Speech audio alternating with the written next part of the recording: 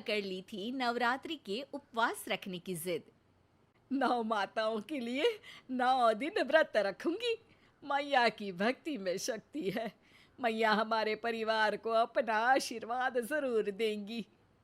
लेकिन अपना शरीर तो देखिए माँ जी, आपका एक पाँव घर में रहता है और एक पाँव डॉक्टर के यहाँ। फिर से बीमार हो गई तो जय माता दी के साथ राम नाम सत्य भी।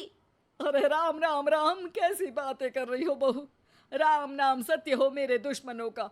मुझे व्रत रखने से मत रोको बहू। वरना देवी माँ नाराज हो जाएंगी। नहीं, तुम्हारी सासू माँ नाराज हो जाएंगी। अरे पर माँ, भूखे क्यों रहना है? देवी माँ थोड़ी ना चाहती होंगी कि उनके भक्त भूखे रहें। और आपकी तो सारी मनोकामना पूरी हो चुकी है ना माँ। लालच है बेटा, लालच बुढ़ापे में भी खत्म नहीं होती। अरे तुम चुप करो जी। तुम्हारी भी उम्र है भक्ति भाव करने की।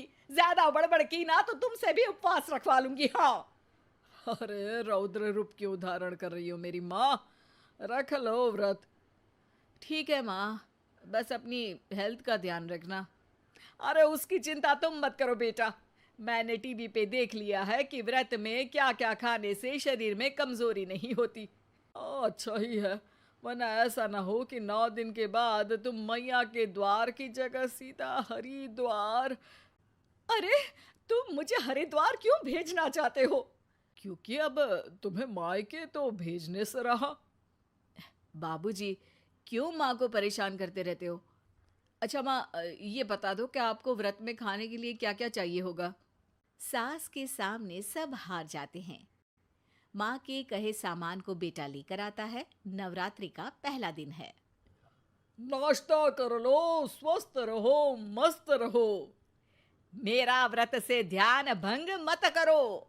अच्छा ठीक है ठीक है। भूख लगेगी तो मेरी तरफ मत देखना। आई बड़ी। तुम कोई खाना हो जो तुमको देखूंगी। आए बड़े। माँ जी, ये लीजिए आपका फरियाली मिक्सचर। इससे व्रत नहीं टूटेगा। अरे इतना सा? दिन भर भूखी रहने वाली हूँ, थोड़ा तो और ला दे। पर ये सब तो सपोर्ट के लिए होता है ना माँ जी, पेट भर के थोड़ी ना खाना होता है। करवा चौथ का व्रत नहीं रख रही हूँ जो कुछ ना खाऊं पीऊं। हाँ यार, ये तो मैंने सोचा ही नहीं। तुम इतने सारे व्रत रखती हो तो मेरे लिए करवा चौथ का व्रत क्यों नहीं रखती? अरे जुबान पे तुम्हारा नाम न रखूं, व्रत क्या खाक रखूंगी तुम्हारे लिए। माँ के कहने पर बहू और भी फरियाली ले आती है, जिसे खाकर माँ डकार मारती है। इतनी जोर से डकारोगी तो दुर्गा मैया भी डर जाएंगी। तुमने तो उनके शेर से भी तेज आवाज निकाल दी। अरे शेर के जैसा पंजाबी मारती हूं मैं, देखना चाहोगे? तुम्हें पता है ना, व्रत रखते समय हिंसा वाली बातों से, विचारों से और बुरी चीजों से दूर रहना चाहिए। सही कहा। बुरी चीजों से दूर रहना चाहिए। इसीलिए तो तुमसे दूर जा रही हूँ, दूसरे कमरे में। सास ने कई सारी ऐसी चीजें खाई जिनसे व्रत ना टूटे। बहू, सब्र का फल मीठा होता है। इसका मतलब ये थोड़ी है कि तू मुझे शाम तक फल नहीं खाने देगी। माँ जी, 1 घंटे पहले ही तो आपने इतना सारा। अरे एक खाता ही बना ले, उसमें लिखा करे कि मैंने कितना खाया, कितना पानी पिया। अरे नहीं नहीं माँ जी, मैं अभी फल लेकर आती हूँ। जोर से बोलो। नहीं माँ जी, मैं फल लेकर आती हूँ। अरे ये नहीं, जोर से बोलो, जय माता दी। सासू माँ एक साथ बहुत सारे फल खा लेती है। माँ जी, इतनी जोर से मैं डर गई। अरे भक्ति की शक्ति की पुकार है। पुकार नहीं, डकार है। हाँ हाँ ठीक है ठीक है। चिप्स और लेकर आना जरा, उससे भी व्रत नहीं टूटता। माँ जी, आज ही सब खत्म हो जाएगा, नाश्ते का ही टाइम है। अरे ठीक है ना बेटा, मैं अब कुछ खाऊंगी ही नहीं, तुझे इतनी तकलीफ है तो। नहीं नहीं माँ जी, मेरा मतलब था कि उपवास में सिर्फ इतना खाना चाहिए जितना शरीर के लिए सही रहे। स्वाद के लिए खाने से तो अच्छा है कि उपवास ही मत रखो। माता जी की कृपा तो वैसे भी बनी ही रहती है।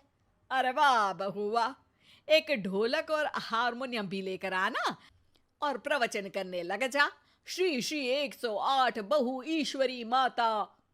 माँ जी, मैं आपके लिए चिप्स लेकर आती हूँ। बहू की सही सलाह को भी सास नजरअंदाज कर देती है। थोड़ी देर में बहू सास को चिप्स लाकर दे देती है। आलू की चिप्स, आहा मजा आ गया। आलू किसी भी सब्जी में चला जाता है।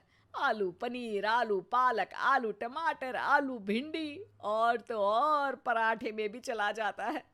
वैसे ही इंसान को भी हर स्थिति में आलू जैसा होना चाहिए। थोड़ी देर में वहां ससुर जी आते हैं। क्या चिप्स खा रही हो?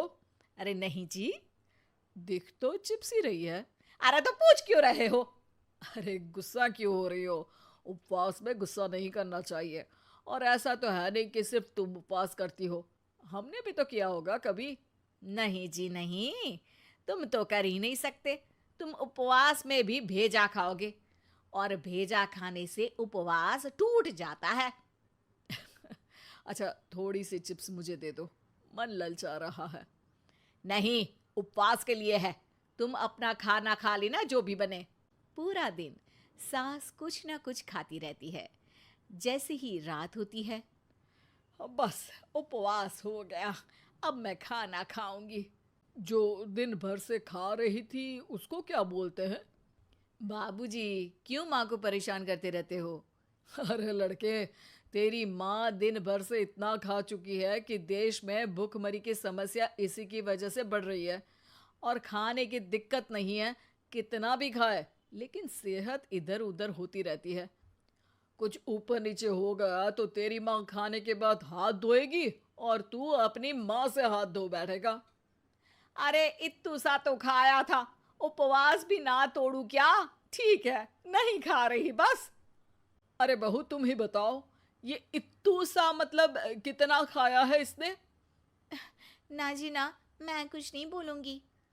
खाना दे रहे हो या नहीं, या 9 दिन बिना जल के उपवास रख लूं? देने के लिए धमकी अच्छी है, सुनने में भी डरावनी लग रही है। पर जैसे तुम्हारी जुबान में स्वाद का खून लगा है ना, तुम भूखी नहीं रह पाओगी। मैं कसम खाती हूँ जी। अरे देखो, कसम भी खाओगी तुम।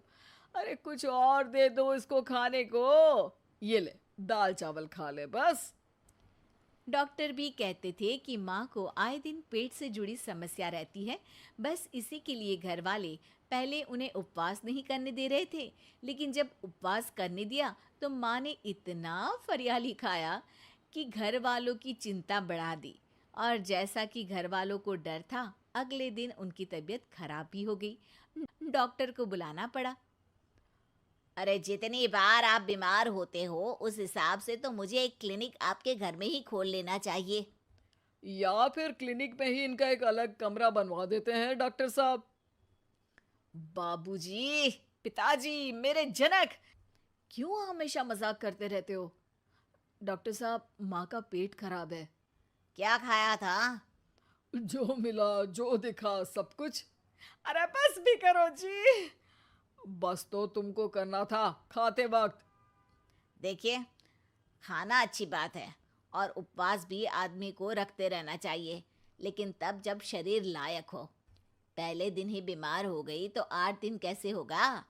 आप व्रत मत रखो और खाने पीने पे ध्यान दो। मैं गोलियां दे रहा हूँ।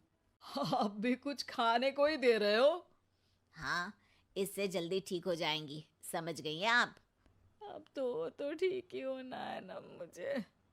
जोर से बोलो। जय माता दी। जय माता दी। जय माता दी।